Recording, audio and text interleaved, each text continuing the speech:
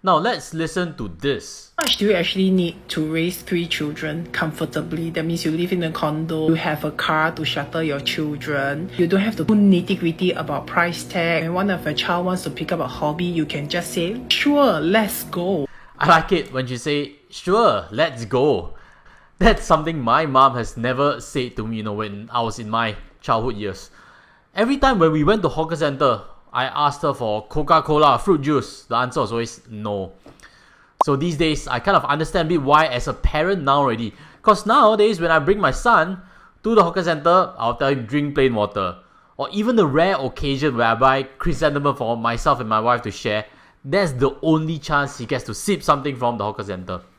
Of course, can I buy chrysanthemum for all 3 of us? You bet I can. But the lesson that I learned when my mom told me no, bring your own water to the hawker center, we're not ordering expensive water there, it taught me a few things. The first is that simple can be nice and it can definitely work. We don't need expensive alternatives. It is a very important foundation to monetary values. And every time, if I ask her yes, I will take it for granted also, right? That's something I understand now and it's something I want to impart to them, my boys.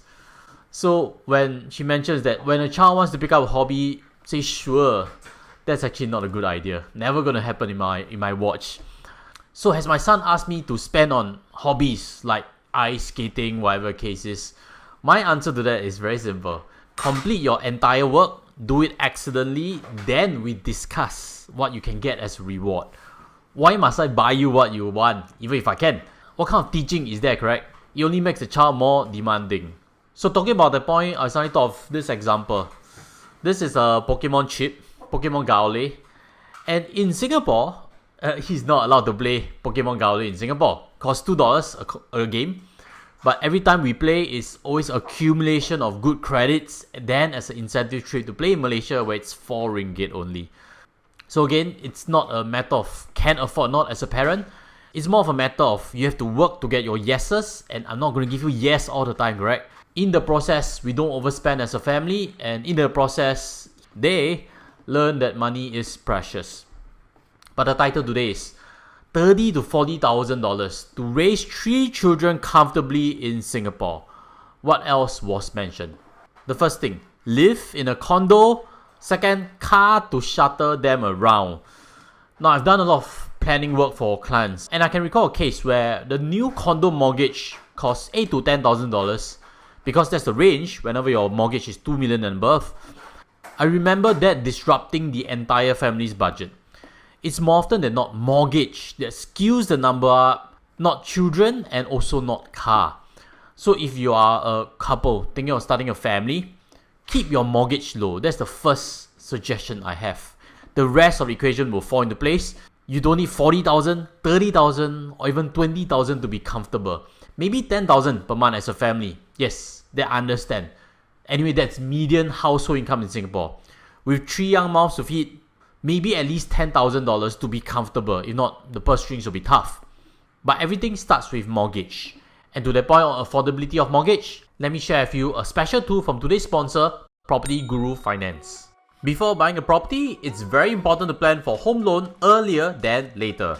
The pre-qualification tool from Property Guru Finance helps you estimate how much mortgage you are eligible to borrow based on your unique financial situation. Simply click on Get Pre-Qualified and follow with their few simple questions. Up next is a few simple steps to include your basic details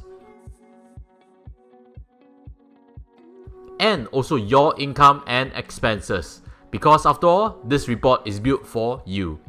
It simplifies all the latest bank rules and MAS regulations. The pre-qualification report provides the estimated loan amount you are eligible for.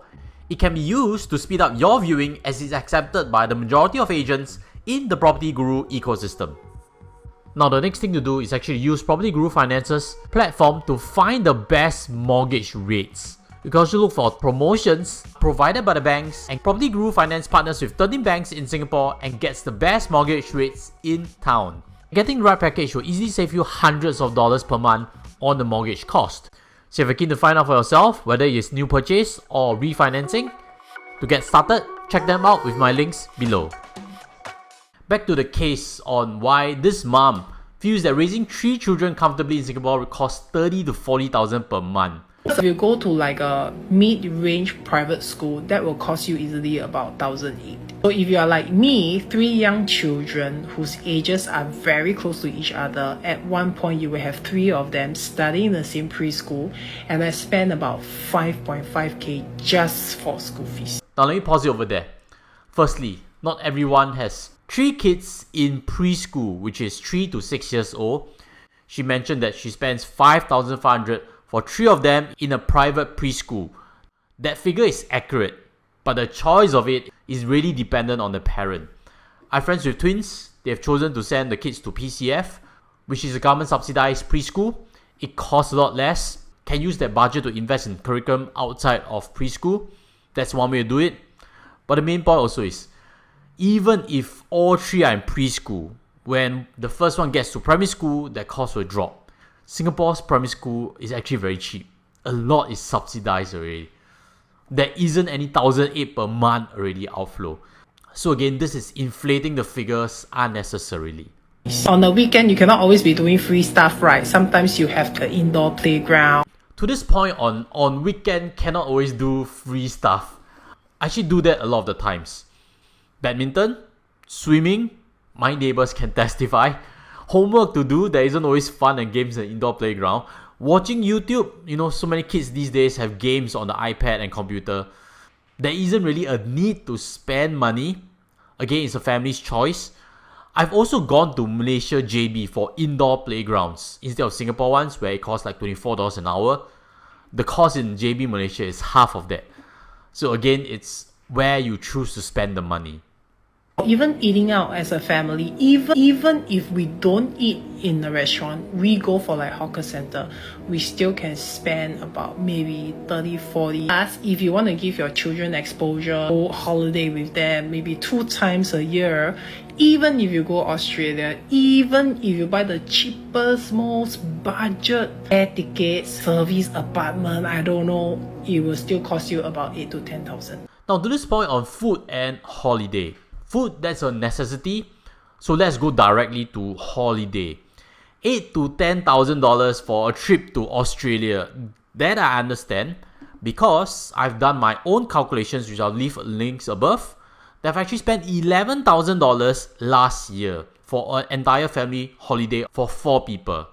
But again, that is last year, one entire year, which means it's still less than $1,000 per month. And when I look back for last year, I did 6 trips. So you can check it out. I'll leave links above. So the point of, if the entire holiday budget is just $1,000 a month, how to get to 30 or 40,000 to be comfortable? It's not going to move the needle that much, correct? Are things getting overinflated? Essentially, if you want to raise your children with like more options and you want to raise them in a way that you can give them options to choose what type of curriculum to pick up, plus paying for the house, paying for the car, paying for insurance, so giving allowance to your parents, doing some savings, planning for retirement, you definitely need about 30 to 40,000. And it ties to the saying, how you do anything is how you do everything. If you are loose on spending on hobbies for yourself and kids, which is a small amount, you become loose on spending on mortgage, which is a big amount. If you are loose on spending on food costs, which is small, you'll be loose in terms of spending for holiday, which can become big. For this entire discussion, I really want to show that there are a lot of perspectives in terms of understanding what's a comfortable cost, and I don't quite agree that 30 to 40,000 is the right amount. That would mean more than 90% of Singapore households cannot be comfortable. Now let's recap what was mentioned. To raise them with options to choose what type of curriculum, something I mentioned is no need. We can always say no. House, keep that cost low, my first recommendation. Car, okay, but many families actually survive without a car. Parent allowance, savings, and retirement. She probably forgot to add in taxes, because to earn 30 to 40,000, the amount of taxes will easily be $3,000 to $5,000 per month already. So I do hope that this 30 to 40,000 to live comfortably budget, half of it is towards savings and retirement for her own self, because you really don't need that much to be comfortable for the rest. The narrative many a times when numbers are thrown for raising families is that kids become like, the scapegoat in terms of costs. I know if you agree on that or not as a parent, smash the like button if you agree. And again, if you like content like this, it helps you in your financial journey, smash the subscribe, because I'll be releasing a sequel that's similar to this. They'll like to touch on costs of raising a kid. Kids become the scapegoat, but actually it's a family's decision of accumulation of choices and inflating each and every one of them. This is something I've covered before called lifestyle creep. If you want to know more about it, check out this previous video I have on why a pilot says he needed 19,000 per month in terms of expenses. That is lifestyle creep. Check it out, or if you've seen it already, check out this previous video I have on my own expenses. I spent $6,000 plus, I share it transparently, and I can also see you there. If that's all from here, and see you in either of these, take care and goodbye.